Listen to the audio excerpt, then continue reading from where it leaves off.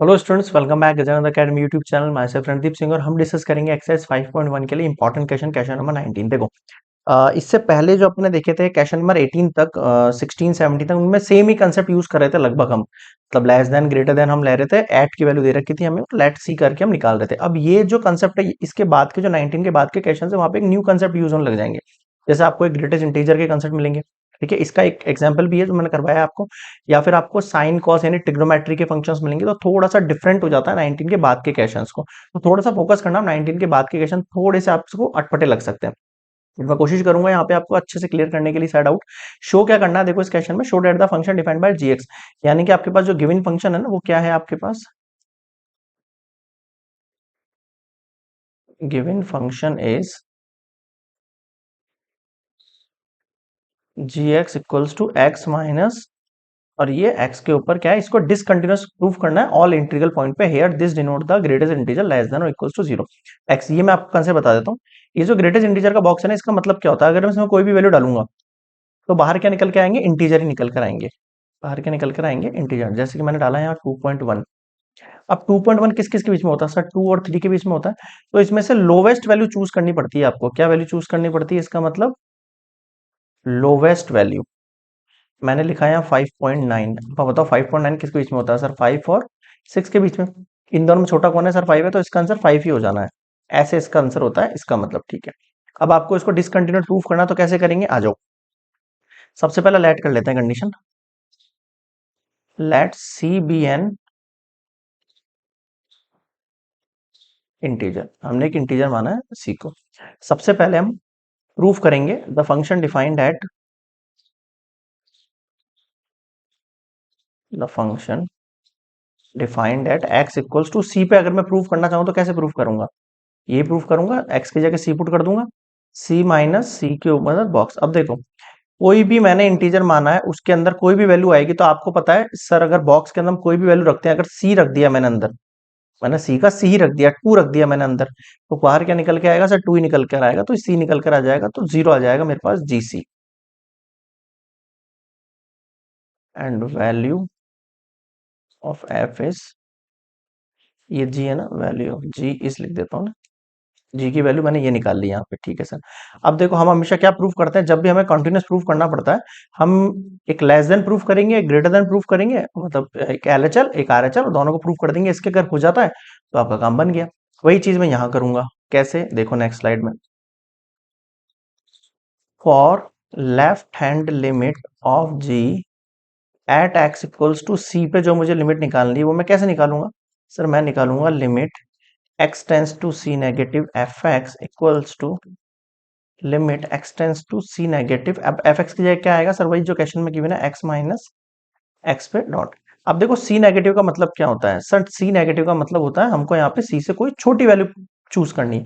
अब जैसे ही मैं कोई छोटी वैल्यू लूंगा यहाँ पे, मान कर देखना, जैसे ही मैं कोई छोटी वैल्यू लेता हूँ यहाँ पे, तो मेरी लिमिट तो हो जाएगी एच टेंस टू जीरो। और यहाँ पे जो छोटी वैल्यू है, मैं सी माइनस एच मान लेता हूँ। क्या मान लेता हूँ, सी माइनस एच। अब आप इधर ध्यान दो थोड़ा सा, मैं आपको रफली एक चीज समझाता हूँ। यहाँ आपका एक इंटीजर बैठा है, इसके जस्ट पीछे वाला इंटीजर क्या होगा सर, सी माइनस वन, और इसके जस्ट आगे वाला क्या होगा, सी प्लस वन। ये मैंने आपको पहले एग्जांपल में बताया था। अब देखो, सी माइनस एच का मतलब क्या होता है सर, सी माइनस एच का मतलब होता है सी से जस्ट पीछे वाला नंबर कोई भी। मतलब अब ऑब्वियस बात है, सी में से आप कुछ वैल्यू माइनस कर रहे हो, कोई 0 पॉइंट समथिंग, तो वो वैल्यू यहाँ आएगी सी माइनस एच।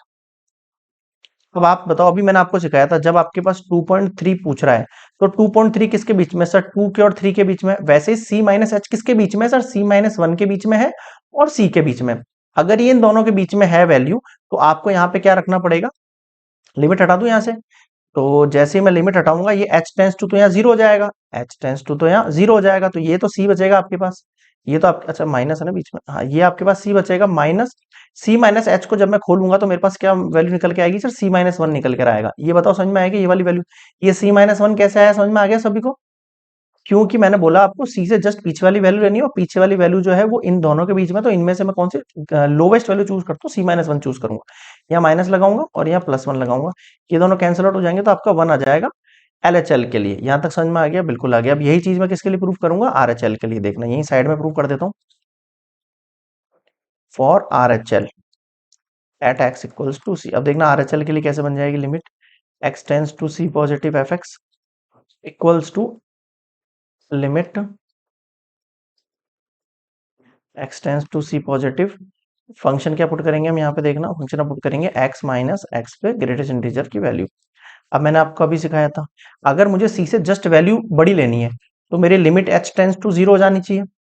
ठीक है सर, जैसे ही मेरी limit h tends to zero हो जाएगी तो मेरे पास यहाँ पे वैल्यू क्या बन जाएगी सर, मेरे पास एच की वैल्यू बन जाएगी सी प्लस एच, और ये बन जाएगा सी प्लस एच के ऊपर ये बॉक्स। देखो सी प्लस एच का लाया करेगा सर, वो इससे जस्ट आगे लाया करेगा सी प्लस एच यहाँ पर। अभी बताया अगर सी प्लस एच को निकालना तो ये किसके बीच बीच में है, ये वैल्यू किसके बीच में है सर, ये तो ये सी के बीच में है और सी प्लस वन के बीच में है। तो इन दोनों में से लोवेस्ट वैल्यू कौन होगी, ऑब्वियस बात है लेफ्ट साइड वाली लोवेस्ट होती है। तो इसका भी आंसर मुझे क्या लिखना पड़ेगा, सी लिखना पड़ेगा। इसकी जगह पे मैं सी लिख दूंगा, यहाँ पे माइनस है ना यार, अरे यार माइनस कहाँ खा गए अपन, यहाँ बीच में क्या है आपके पास माइनस है, और यहाँ मैं एच की वैल्यू सी पुट करूंगा तो एच की वैल्यू जीरो हो जाएगी, तो सी बचा आपके पास, सी माइनस सी कितना हुआ जीरो। तो आपने क्या देखा यहाँ पे, limit x tends to c negative f x is not equals to limit x tends to C positive F x. इसका मतलब left hand limit is not equals to right hand limit. अगर ये दोनों लिमिट इक्वल नहीं है तो आप क्या कह सकते हो यहाँ पे, hence function is discontinuous at all integral points. यही बताया था कि मैंने, बिल्कुल सर यही बताया था, क्योंकि मैंने सी को ही एक मैंने इंटीजर मान लिया था, और अगर उस सी के ऊपर अगर ये जो है सेटिस्फाई नहीं कर रही कंडीशन, तो ऑब्वियस बात है सारे के सारे इंटीजर जो है वो आपके डिसकंटिन्यूस हो जाएंगे। ठीक है, समझ में आ गया। तो ये हो गया आपका क्वेश्चन नंबर 19 कंप्लीट। इसमें कोई डाउट लगे तो कमेंट सेक्शन में देखना और बताना, आप अगर कोई इशू है तो बाकी एक बार रिवाइज कर देखना, मेरे हिसाब से आ जाएगा। मतलब इजी सा कंसेप्ट है, मैंने यहाँ पे जो है ग्रेटेस्ट इंटीजर कंसेप्ट है उसको यहाँ पे समझाने की कोशिश करी है आपको कि किस तरीके से हम ग्रेटेस्ट इंटीजर चूज करते हैं। ठीक है, एक बार इसको आप नोटिस करना, फिर आपको समझ में आ जाएगा। ठीक है, तो ये होता है कंप्लीट। वीडियो पसंद आया तो प्लीज लाइक कर देना, शेयर जरूर करना चैनल को। ठीक है, मिलते हैं नेक्स्ट वीडियो में, गुड बाय।